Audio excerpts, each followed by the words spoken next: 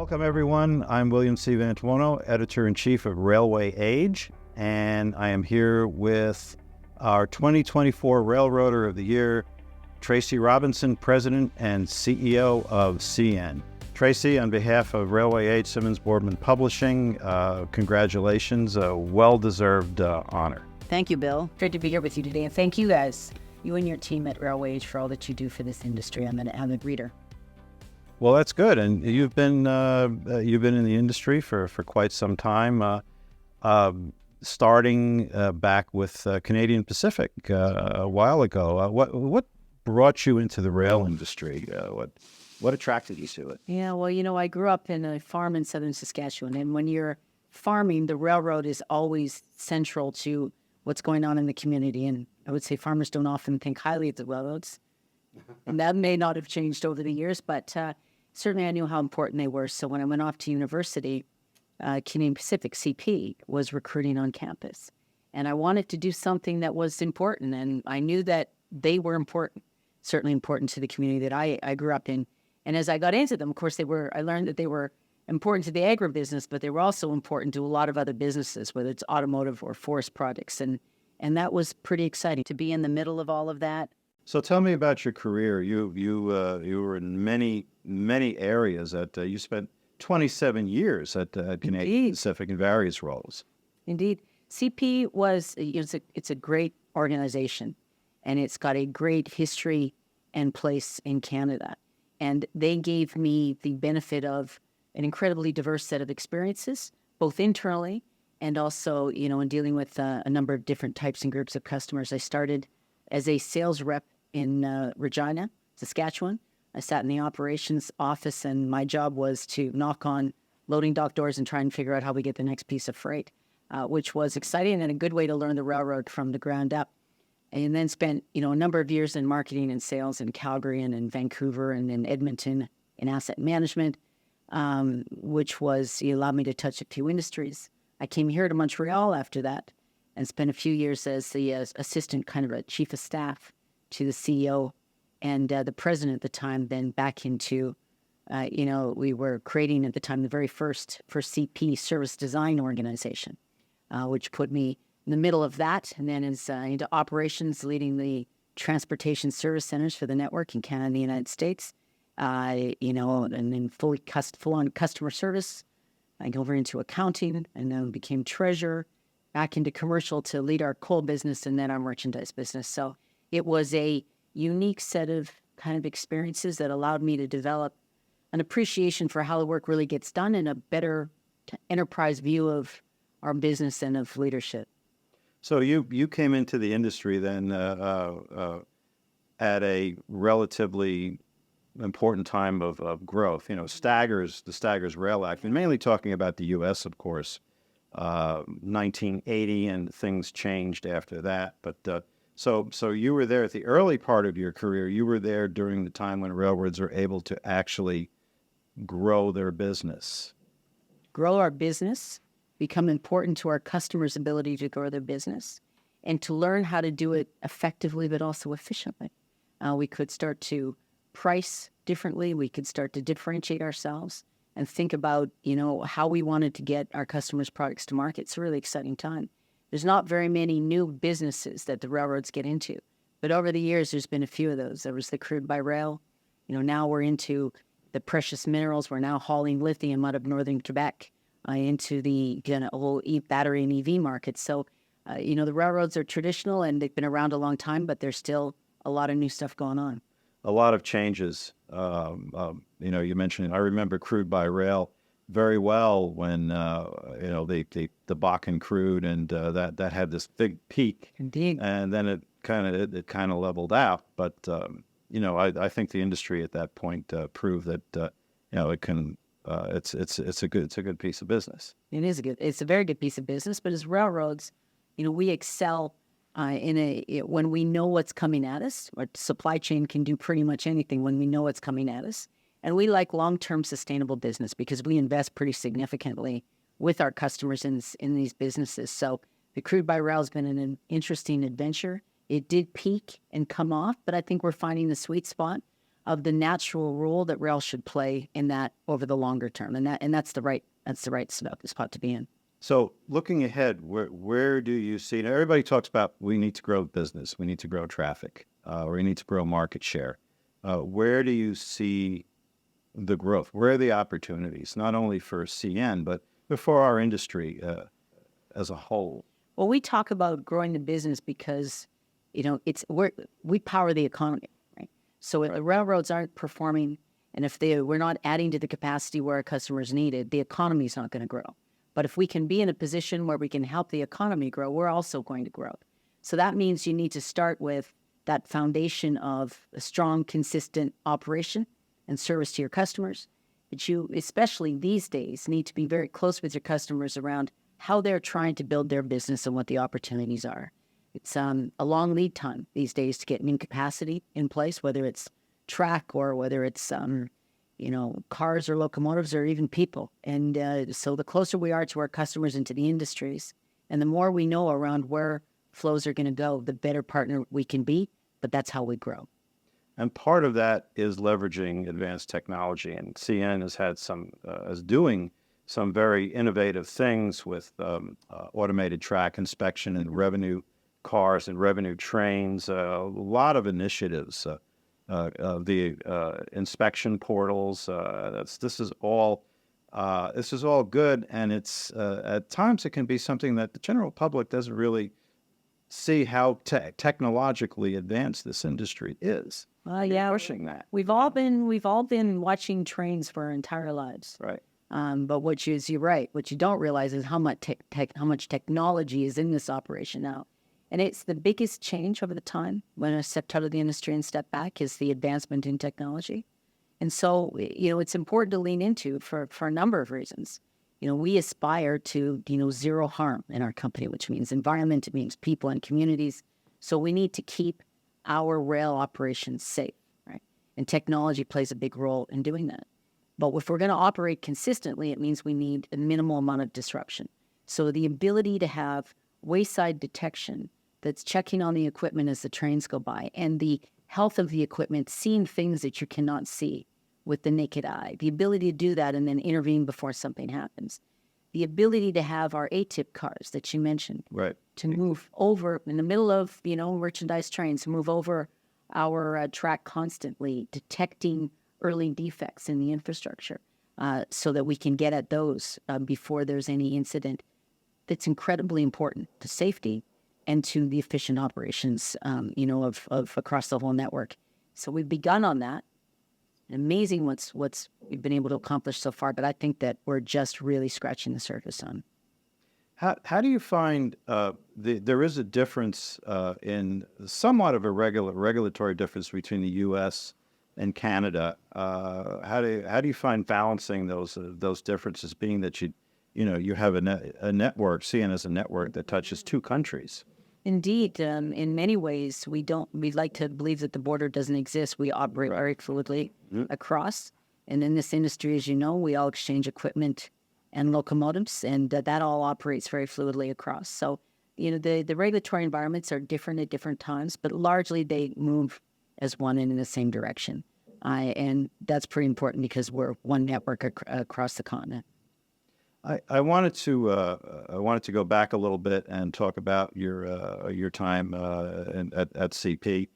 Who were some of your mentors? Everybody, I think, who's successful in whatever they do, most people have mentors. So who are some of yours? Oh, well, we would be here a long time if I talked to you about everybody who I learned something from along the way. But because I have the ability to move across kind of functions and touch the business differently, they're very different kind of leadership styles across some of those parts of the company.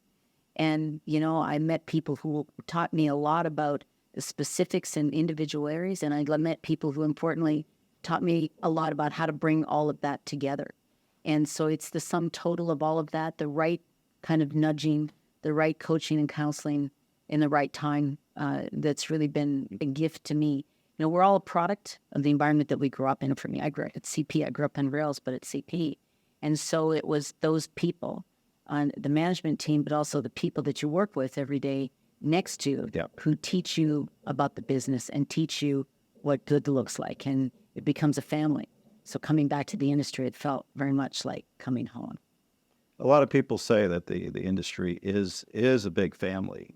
You know, for the most part, we get along, but like any family, you know, but it is a family. So you spent 27 years at CP, and then you left the industry to go work in the Canada's energy sector. What prompted that? Well, it was when I was handling the merchandise portfolio in those crude by rail days. And generally on the crude, we were selling to either, producers or refiners or the marketers. And our pitch was we could be nimble and move across markets and move quickly. But it also occurred to us that we could be helpful in the pipeline industry from one origin to one destination, but in advance of the pipeline being built, or we could offer them some flexibility in how they deliver services to their customers. And so TransCanada Pipelines, now TC Energy, was part of that, and they were receptive. And that led me to join their organization to help them think through what those options were. Now, they never ended up getting in the rail business, but it opened the next door for me on learning, another business had a lot of similarities, a lot of differences. Yeah. Long linear infrastructure, it's regulated, very safety sensitive, but a lot of differences. It's an important industry. And, I learned a lot being there, this whole concept of where we get our energy from and where that's all going to go is a fascinating world to be in. I've had the pleasure of running the Canadian natural gas pipelines and learning how to build pipeline. I've spoken with people who in the industry who have known you for a long time and either worked with you or competed with you. I want to say competed against you, but because it's friendly competition. For the most part, very much so. But without a fault, everybody that I've and I've been here at Railway Age for 31 years, folks, and everybody without exception says how much they admire you and respected you and have a lot of good things to say about what it was like to work either with you or on the at the other carrier. And I appreciate that. I mean, everything I know, I learned from those people, and continue to learn as I come over to CN and work with an equally impressive group over here. There is nothing that happens on an organization like a big railroad that is so complex, has all the moving pieces. It's an outdoor sport. It is a team effort. And the people that we grew up around, you and I in this industry, are the best in the business. And it's an honor to kind of be a product of that kind of environment and have the opportunity now to put me with the rest of the leaders in the industry to put our fingerprints on where we take it next. But it is, I think it's important that when we come to our work every day, that we realize that our bigger purpose is to move the economy. And that means that there's times where the most important thing we can do is work very well together. And sometimes it means that we're going to compete a little bit on the business that we move or in different ways. And as leaders, we need to know and be really good at distinguishing between when we should be doing one and when we should be doing the other, and to be able to do both and still, have a tremendous amount of respect for each other. One of the persons who helped you out was you brought Ed Harris back out of retirement, and then he just of course he passed on the torch to two younger people. And that's kind of an unusual move, the way the operating department is sort of, you have two people working closely together in different functions. That's unusual. I haven't seen that really. No, you haven't. And I would tell you, I owe Ed a great favor for coming in, and he and I have known each other for quite some time, and I have a great appreciation for his skills, the way he looks at this railroad. He knows this railroad very well, and the way he thinks about the business, but also how he leads and what his values are. And that was important to me as I figured out who I could invite in to help us think through, the next generation of the operations team. And so he'd done me a great favor in coming in. He knew our team very well, and he was a great thought partner on how we could structure this in a way that would make sure that we don't take our eye off the operating ball while we're growing, because it's really important that this operating cadence and the level of customer service that we have achieved, that we don't lose that as we turn to growth. And so the way that we decided that we would do it is we would differentiate, we would create, two very different kind of organizations. One that was focused on the day-to-day execution. There's a lot, as you know, that goes on out there every day. There's something going on, weather or otherwise in the continent. We're all involved in it. And that takes a lot and takes a lot of focus in the moment and day-to-day. And separately, we need as equal and as strong a focus on the future. So for us in running the scheduled operating plan, that means a plan is made at the center of network operations to optimize the whole. And it's constantly being revised because there's new business coming on or the business is changing. But we need to be looking 5 years out and further around what we think the business is going to look like then. We need to have the track infrastructure and capacity and the standard up to standards. We need to have the locomotive fleet. We need to manage the crew base and the employee base. All of that through a longer term lens. These are two very different pieces of work, and we can't distract either of them from their purpose, which means that we have Derek and his organization every day out there delivering the plan, running the plan. We've got Pat and his organization every day working on the plan and looking forward to make sure that we're set up for the future. And I think that this is the right way to structure our organization, as we look to maintaining our customer service levels and growing. Yeah, and railroads have to be more nimble to keep and grow market share. It's a heavy lift, but it can be done. With that right mindset. Well, I think the world is different and things are changing, and we have to change with it and be as ahead of it as we can.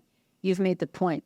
We need to be nimble. Who knew that, a war in Ukraine would suddenly change where we need to move grain, or would cause the price of lumber to triple and mean that has to move differently. And so we need to be able to pivot. We need an organization and a team who has a different perspectives and isn't afraid to step into those kinds of things and get it done. But we also need to know who's doing what. And this is part of our structuring of our organization around who's making the plan and who's executing the plan. And we think that makes us far more, adaptable and nimble in the moment. And I think it's proving out. We had an interesting year this year and a pretty serious forest fire season up here in Canada. That's right. Yeah. In the northern part of our network, it's as I understand it, it is worse than it has ever been. And it was tough on our customers whose facilities were impacted. It was certainly difficult for us. And we had a 2-week port strike on the West Coast. But if you look at our operating performance and our operating stats, it's pretty consistent, right? So these guys, through all of that, I like boring when it comes to operation. It was pretty flat and consistent.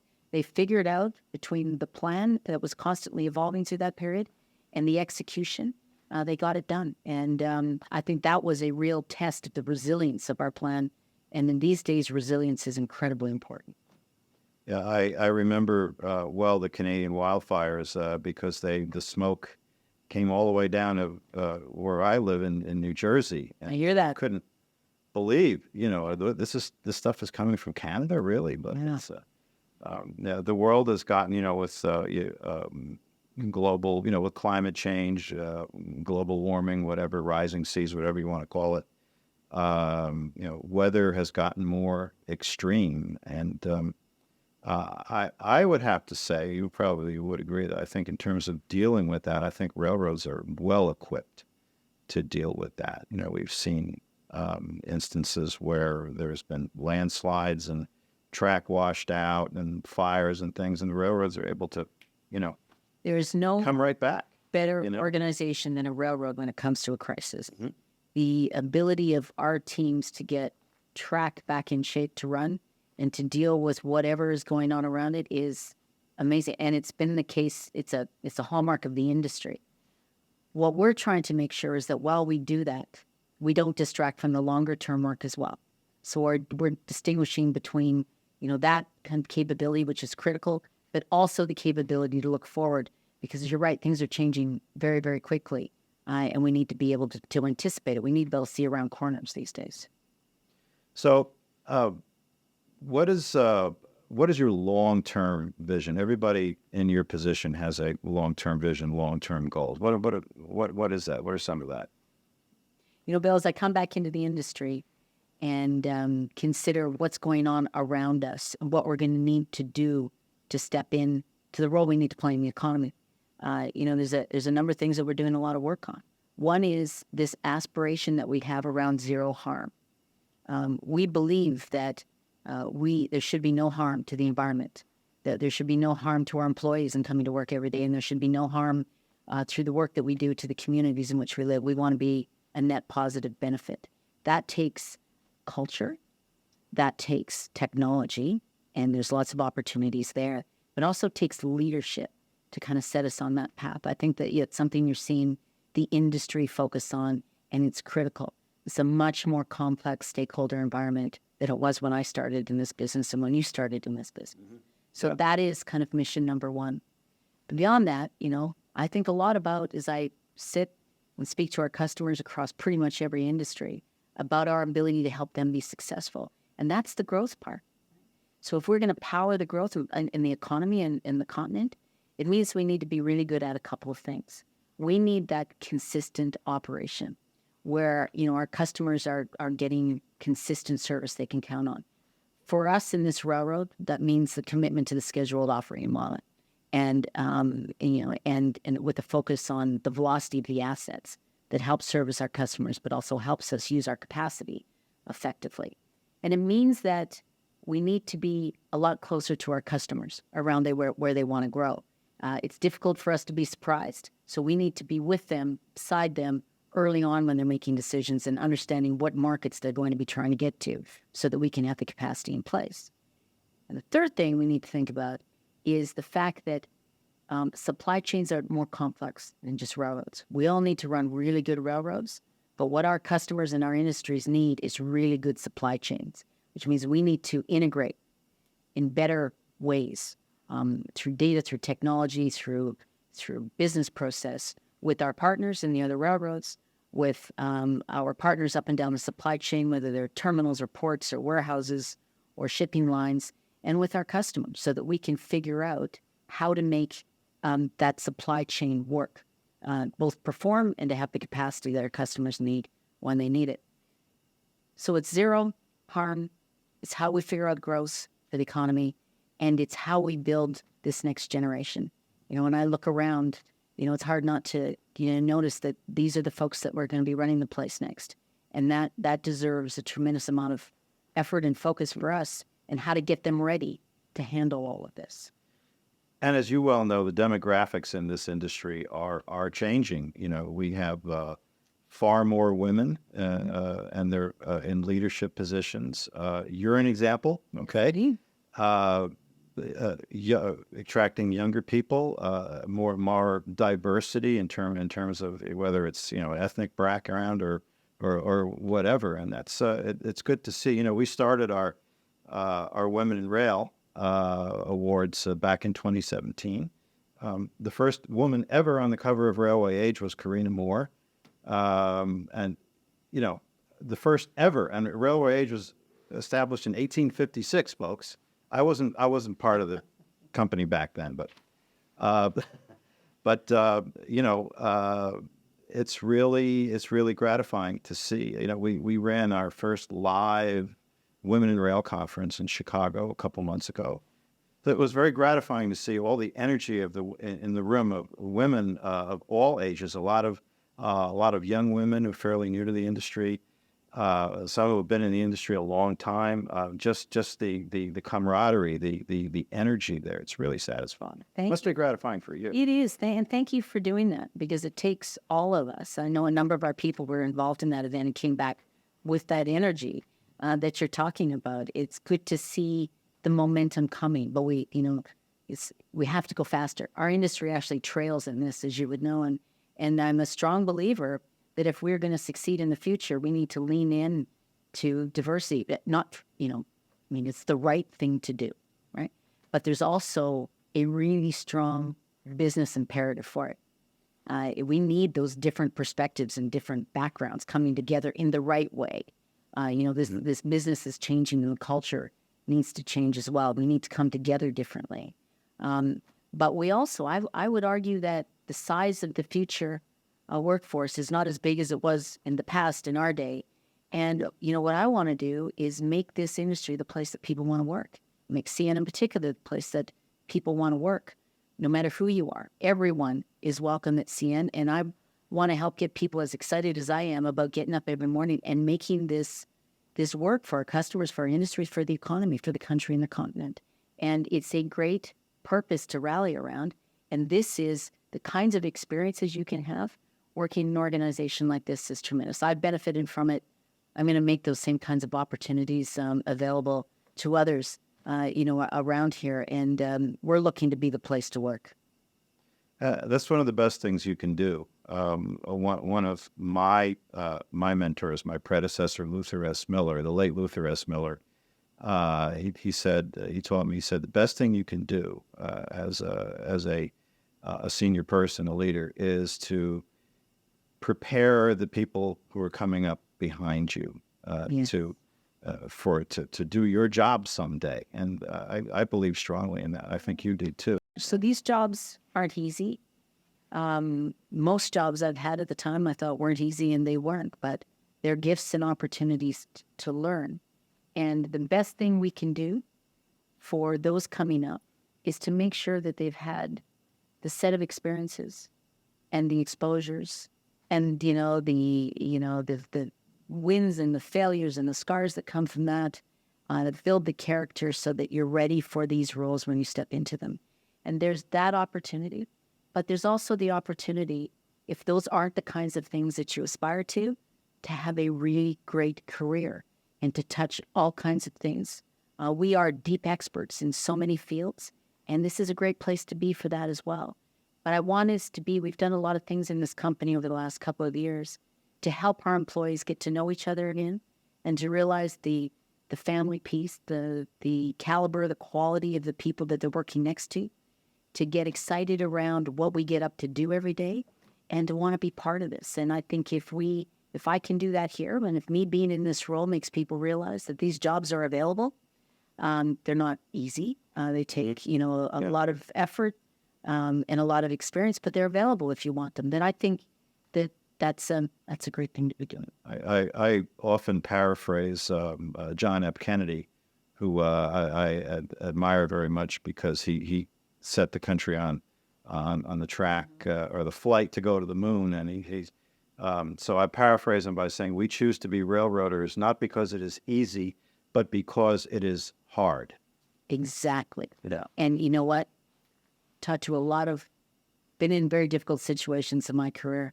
I talked to a lot of people now who are, and in those moments, what you have to realize is that you can't buy experience like that. You can't buy development like that. And we should all be embracing the difficult because it's what makes us capable of taking on the next thing.